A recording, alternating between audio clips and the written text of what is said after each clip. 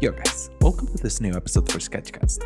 In today's episode, we're going to learn something that you've probably encountered yourself, but you just let it slide because it was too obvious or you just didn't want to spend the time to do it. And that's huge file sizes for sketching. Now in today's episode, we're going to learn how to fix that in just a couple of easy steps. So let's get started. And for today's episode, there's not going to be any fancy transition because we're going to start right from the desktop. As you can see, I have a huge file size here of 390